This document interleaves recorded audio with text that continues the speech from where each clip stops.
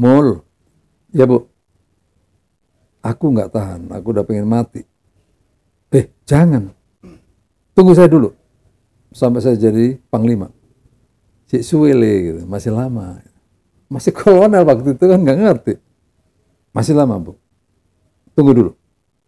Ya wes, gitu. Ntar pulang lagi, wes jadi panglima udah jadi panglima. Belum, aku nggak tahan, tunggu dulu. Sampai suatu saat saya jadi panglima, 2 minggu baru meninggal.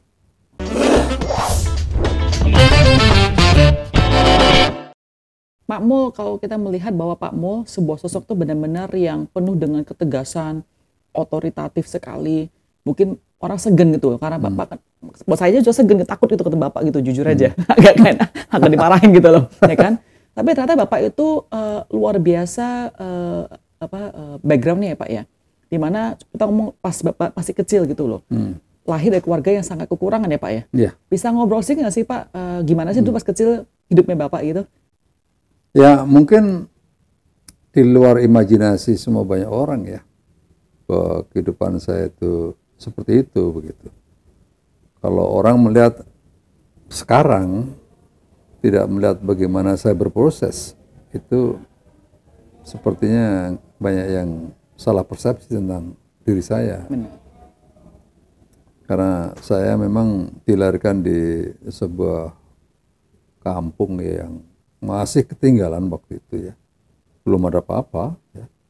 Jalan masih berlumpur, berikutnya listrik apalagi belum ada. Yang seingat saya dulu waktu saya kecil, pada saat ada mobil lewat begitu, terus saya lari dengan teman-teman saya yang kecil-kecil itu, mencium bekas bannya itu. Serius? Serius. Karena ada bau bensin. Nah di situ nggak ngerti apa itu barang itu, tapi ada yang unik kan itu. Seperti itu kondisinya. Dan zaman-zaman tahun 60-an kan memang negara kita lagi sulit ya. Semuanya serba sulit, sehingga makan pun kita lebih banyak makan gandum gitu ya. Bulgur lah, bulgur. Yang kasar begitu. Untuk makanan apa itu chicken ya, makanan ayam ya. Tapi kita makan waktu itu ya. Jadi seperti itu sulit. Bapak sama ibunya Pak Mul itu kerja apa dulu? Kalau bapak saya petani ya. Petani. Tapi di kampung ada Jogoboyo begitu. Oke. Pamong desa gitu. Pamong desa. Oke. Terus ibu saya ya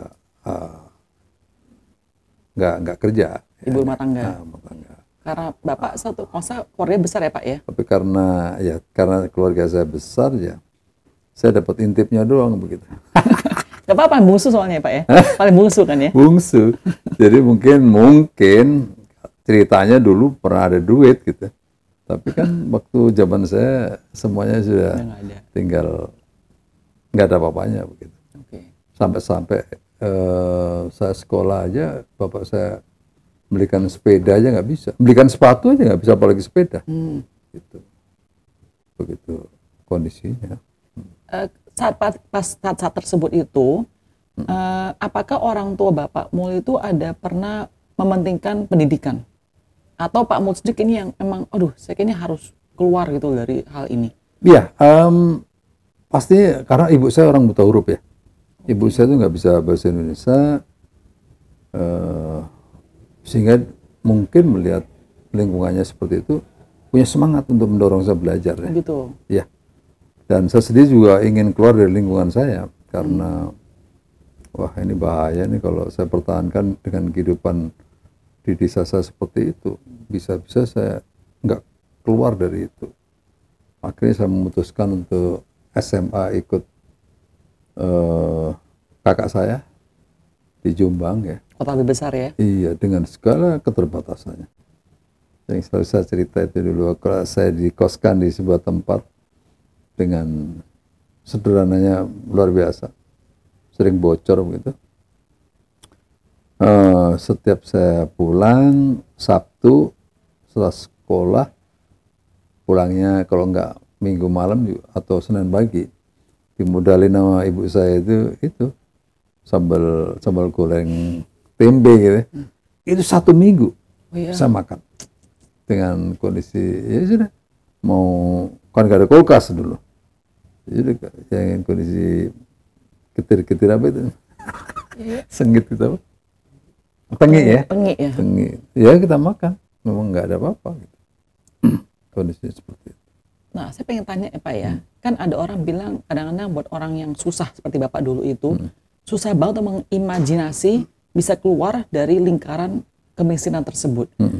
Kok Bapak bisa memikirkan ini, aduh saya nggak mau kayak begini, saya capek miskin, kata Bapak kan ada Ya, kata-kata saya sering capek miskin. bicarakan. Saya nggak malu-malu mengatakan itu. Kenapa gitu? Apa sih yang mendorong Bapak bisa memikirkan hal tersebut? Ya, menurut saya begini ya, kehidupan di kampung saya itu berat ya. Yang SMA aja, ya saya sama senior saya itu, sospol di 1 orang. Ya, intinya saya ingin merubah saya sendiri, merubah lingkungan keluarga saya gitu ya. Nah, untuk itu pada saat saya di SMA itu sebenarnya saya juga masuk sospol gitu, aslinya. Tapi saya dobrak itu pintunya kepala sekolah saya paksa, Pak saya harus masuk paspor, gak bisa Muldoko, saya harus, gak bisa, enggak, saya harus bisa. Akhirnya menyerah gitu. Karena aja kecil-kecil kayak begitu ya, takutin ya kecil. Kepala sekolah saya menyerah, oke. Kamu saya kasih waktu 3 bulan. Kalau kamu nggak beres, masuk lagi kamu ke sospol. Iya Pak. Nah, begitu kuatnya tekad saya untuk merubah situasi. Luar biasa. Itu dari ajaran Ibu ya? Ya. Cerita dong Pak, gimana sih hubungan Bapak sama Ibu? Gimana sih? Ibu saya sama bapak saya agak terbatas. Bapak saya karena keras orangnya, jarang bicara. Kerasnya bagaimana maksudnya? Begitu salah dikit, sandalnya naik kepala. Dap, begitu. Jadi Bapak yang sering kena nggak nih? Iya, itu bapak saya nggak banyak ngomong, tapi berwibawa. Di kampung saya semua orang kiblatnya ke orang tua saya, ke bapak saya sama ibu saya. Gitu. Jarang berbicara, sangat berwibawa, nggak pernah duduk di warung, ngobrol-ngobrol murah nggak pernah. Tapi dia tempat orang tempat orang minta nasihat. Bapak saya. Kalau ibu saya sangat dekat dengan saya. Jadi kalau saya pulang dari SMP, karena pulang dari SMP ini kan nggak bisa naik sepeda, kadang-kadang dapat goncengan gitu ya, kalau nasibnya baik. Kalau lebih banyak lagi saya nyari truk gitu pulang. Tuh. Yang saya cerita juga itu naik truk, nunggu truk itu di depan SMP itu ada pabrik kopra gitu, pabrik minyak, dia ada kopranya. Ya, kadang-kadang lihat-lihat tuh ada kopra, ambil dimakan. Padahal rasanya nggak enak. Iya nggak enak, tapi nggak apa-apa gitu. Baru dapat truk. Ibu saya itu sampai dengan jam 5 sore pun ditungguin di tanggul, ada tanggul sungai gitu. Nungguin dengan sabar. Itu ya. Gitu. Ibu saya seperti itu. Tapi welas asihnya juga kepada orang lain yang saya juga belajar dari beliau. Itu ya. Dengan segala keterbatasannya, tapi welas asihnya sama orang lain luar biasa ibu Gitu saya. Ya. Itu bagian dari juga mewarnai saya. Apa artis yang terbaik yang Ibu pernah kasih ke Bapak? Sampai sekarang masih Bapak ingat? Ya artisnya intinya begini ya, orang tua saya itu. Satu, masalah belajar. Yang kedua, masalah membangun nasib. Membangun nasib itu sering disampaikan ke ibu saya ya. Karena mungkin ibu juga merasakan bagaimana getirnya kehidupan seperti itu. Sehingga memotivasi saya untuk bisa merubah nasib itu. Termasuk bapak saya juga begitu. Pada suatu saat saya setelah menjadi perwira, bagaimana memotivasi saya itu bagian dari apa yang saya laksanakan. Contohnya begini, ya Pak, kamu jangan ragu-ragu jadi prajurit. Kenapa Pak? Dulu keturunan kamu orang-orang hebat. Waktu dikejar Belanda dia lompat ke laut, dia munculnya di pulau sebelah. Oh itu sampai sekarang saya masih ingat betapa orang tua saya memperkuat diri saya untuk menjadi perwira yang baik gitu. Memberikan kepercayaan diri ya kepada Iya. Pak Mul ya. Percaya pada Pak Mul bahwa Bapak bisa pasti mengubah nasib gitu ya. Iya, merubah nasib. Pernah nggak jadi Bapak sekarang sampai hari ini Pak ya, semua Bapak kerjakan itu untuk membawa nama keluarga Bapak ya jadi harum gitu. Ya, saya pikir itu bagian dari yang saya kerjakan, karena hal yang saya pegang teguh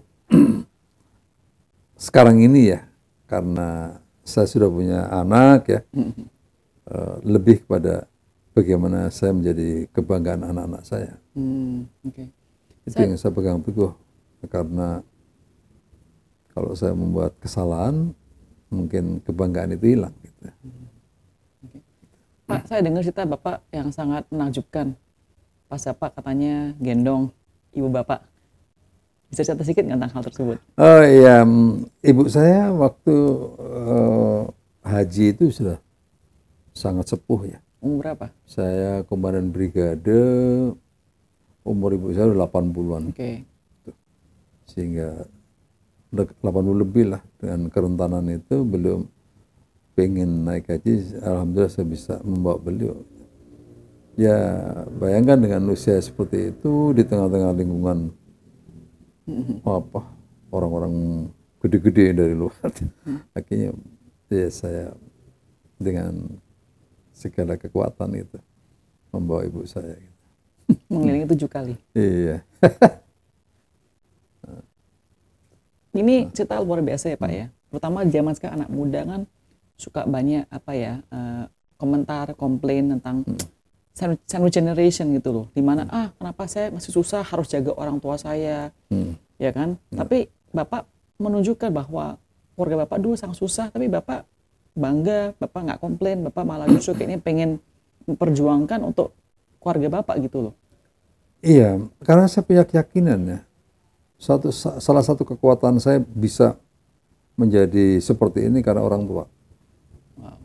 Itu salah satu keyakinan saya.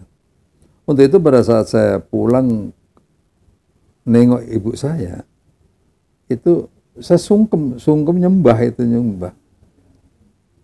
Lalu saya kembali atau meninggalkan rumah itu, saya mesti jongkok serendah-rendahnya dilangkai sama ibu saya sampai saat-saat terakhir.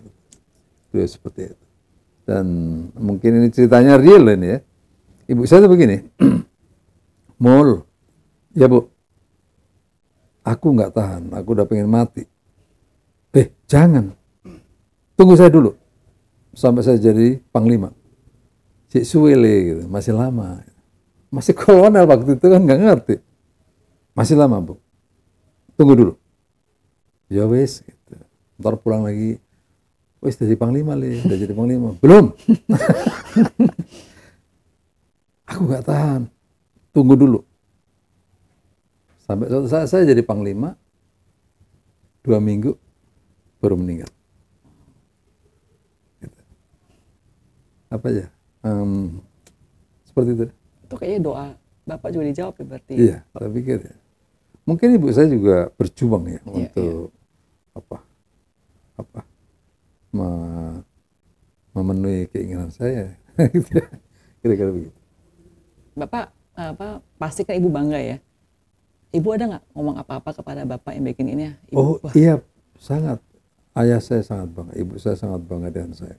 Karena ada memang anaknya Sirsan ya, kakak saya itu Sirsan. Tapi dengan saya bisa menjadi perwira, walaupun beliau nggak tahu, mungkin ibu saya bahwa saya perwira ya, tapi saya bisa bisa memberikan lebih gitu ya sama ibu saya. Jadi sering saya pulang kasih uang, sangonin gitu.